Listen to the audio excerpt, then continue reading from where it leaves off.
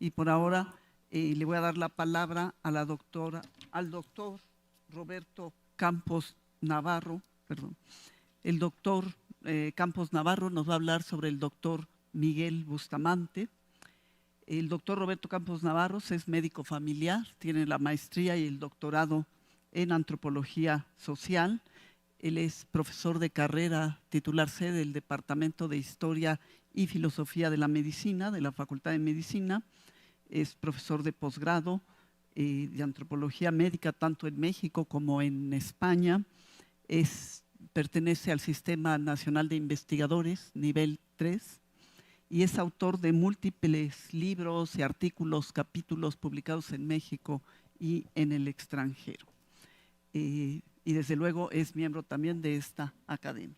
Le damos la palabra al doctor Campos Navarro. Muchas gracias. Muy buenas tardes a todas, a todos. En primer lugar, mi agradecimiento por esta invitación que me ha hecho la doctora Marta Eugenia Rodríguez para estar hablando de las aportaciones del doctor Miguel Bustamante Vasconcelos, un notable personaje de la salud pública en México.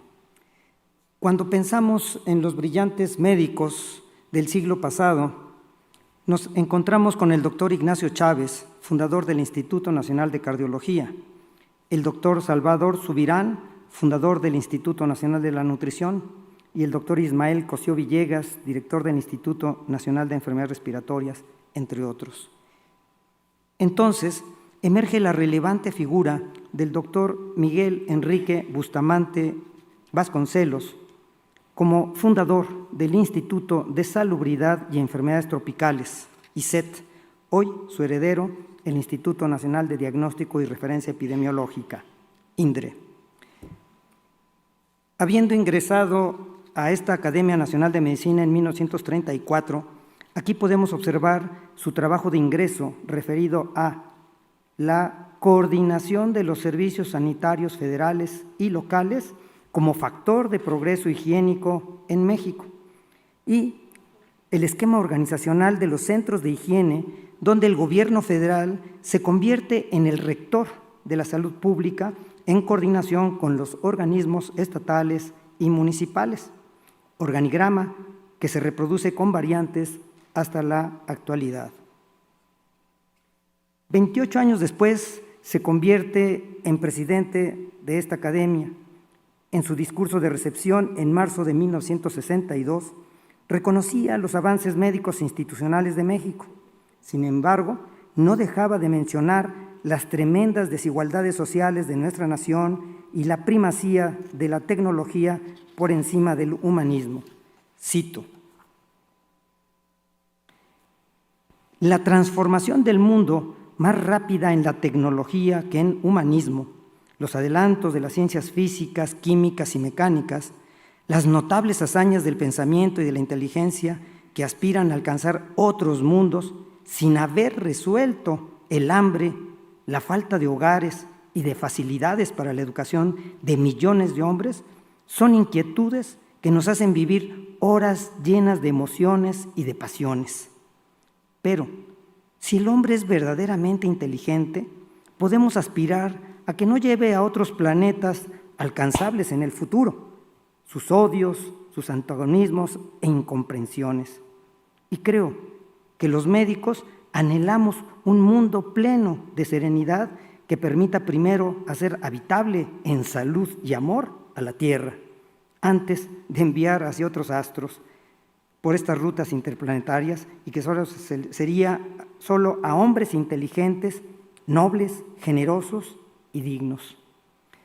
Palabras que siguen siendo de un prudente optimismo que 6 décadas después nos resultan aún válidas. No obstante, horrorosas guerras e invasiones imperialistas que ahora nos parecerían cosas del pasado.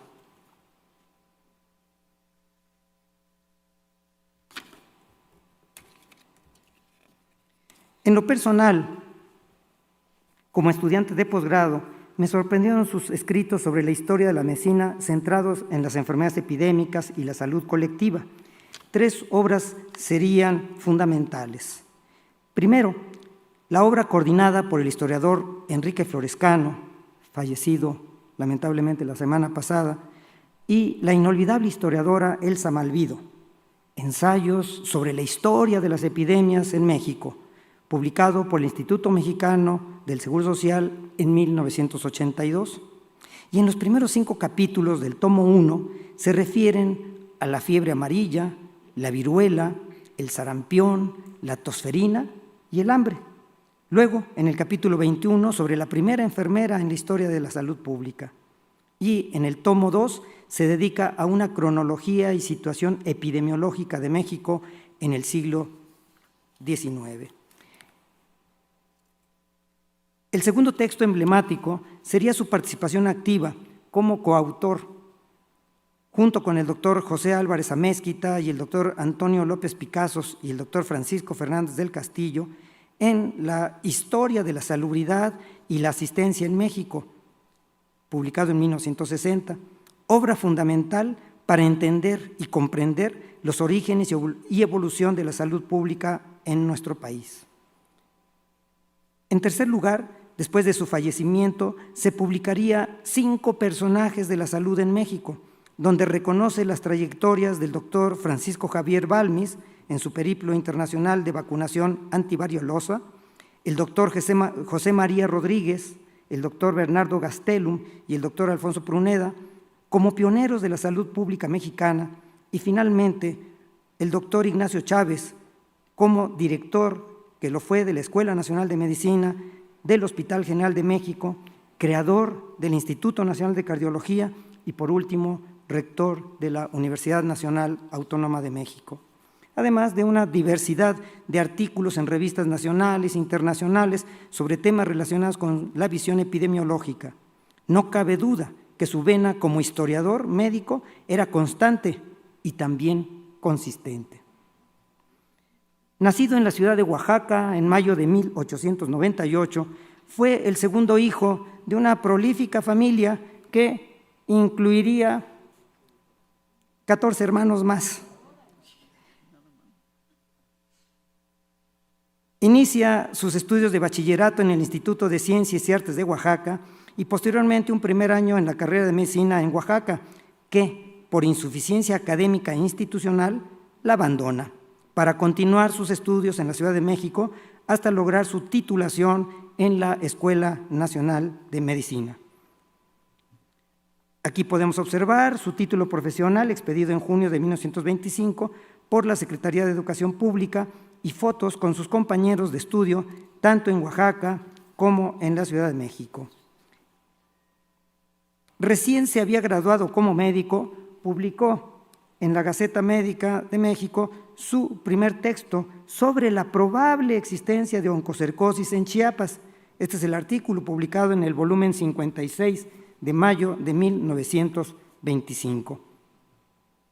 Años después, con la tesis del doctor Herón Barragán, se hace explícita referencia a la oncocercosis en Chiapas, que luego fuera descubierta y registrada también en el estado de Oaxaca.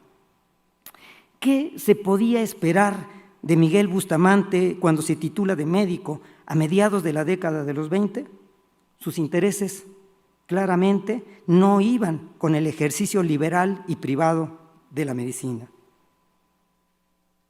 Acepta la oportunidad que brinda la Fundación Rockefeller de una beca para estudiar salud pública en la Universidad Johns Hopkins en Baltimore, Estados Unidos, cuando esta fundación estaba inmersa en el combate de las enfermedades epidémicas de origen infeccioso. Su tesis versaría sobre la cisticercosis. Logra graduarse en 1928, consiguiendo ser el primer médico que se doctora en el campo de la salud pública en México. Su objetivo era el control y erradicación de enfermedades transmisibles, donde el principal enemigo era y sigue siendo el mosquito anófeles, vector en múltiples patologías. Por ello, debería conocerse a profundidad su anatomía y hábitos ambientales. En su retorno al país, acepta un trabajo como salubrista en los servicios de salud del estado de Veracruz. Organiza la unidad sanitaria cooperativa, donde por primera vez se concreta la coordinación del servicio médico con la participación de los niveles federales, estatales y los ayuntamientos, con el apoyo financiero de la Fundación Rockefeller. Sus objetivos primordiales son el control y, de ser posible, la erradicación de la fiebre amarilla y el paludismo. Pero su labor no se confina al escritorio, pues sus intereses preventivos se concentran de manera importante en el incansable trabajo de campo. Como funcionario del Departamento de Salubridad, tendría una activa participación en campañas sanitaristas, usando transportación terrestre, ferroviaria e incluso aérea.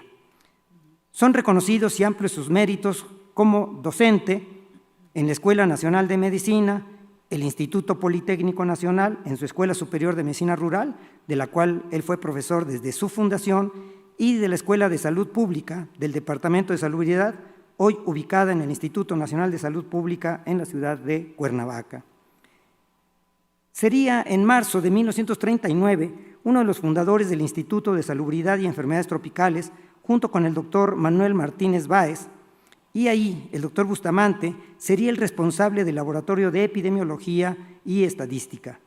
Lamentablemente cerrado 50 años después, en 1989, con una limitada y reducida herencia hacia el ahora denominado INDRE, Instituto Nacional de Diagnóstico y Referencia Epidemiológica.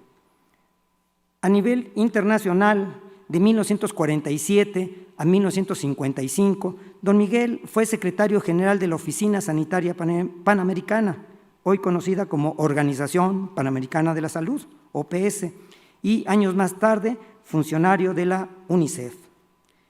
Como profesor de la Facultad de Medicina de la UNAM, en tiempos del doctor Raúl Fournier, crea el Departamento de Sociología Médica y Medicina Preventiva, siendo su primer jefe departamental de 1956 a 1959, ocupando el 6º piso, que hasta este momento se conserva en el edificio principal. Por otra parte, inauguró también el Centro de Salud Universitario como espacio de difusión de la higiene y la sanidad en la UNAM, pensando más en términos preventivos que curativos. Luego aceptaría la encomienda de la subsecretaría de la Secretaría de Salubridad y Asistencia de 1959 a 1964, y en esos años preside esta Academia Nacional de Medicina y finalmente se convertiría en secretario del Consejo de Salubridad General y asesor de la propia Secretaría de Salud hasta su fallecimiento, ocurrido el 4 de enero de 1986. Y aquí tienen las esquelas que en ese momento daban cuenta de su fallecimiento. Para este panorama sobre los aportes del doctor Miguel Bustamante, he recurrido al expediente de nuestra academia, que está grueso, y además la consulta de los trabajos generados por el doctor Enrique Cárdenas de la Peña, la doctora Ana Cecilia Rodríguez, la doctora Ana María Carrillo y, sobre todo, la destacada biografía en el libro de los doctores Rafael Lozano Asensio y Roberto Tapia Conger, Miguel E. Bustamante, un pilar de la salud pública moderna en México, publicado en el 2016 por la Sociedad Mexicana de Salud Pública, junto con la Fundación Carlos Slim y la editorial Clio. Para finalizar, cito palabras del doctor Bustamante: la lucha por la salud es y será la batalla por el bienestar de todos los hombres donde quiera que vivan, y por eso los sanitaristas tratan y sueñan y trabajan. El anhelo de la salud para hombres y mujeres desde la preconcepción hasta la ancianidad en igualdad universal es el lazo más sólido y más factible de solidaridad mundial. Fin de la cita. Ayer, como ahora, teniendo en la memoria la titánica labor de don Miguel, no olvidemos que el humanismo médico debe de estar siempre a la par e incluso por encima de los indudables y benéficos avances de la tecnología. Muchas gracias. Muchas gracias, doctor Roberto Campos Navarro, por esta excelente plática.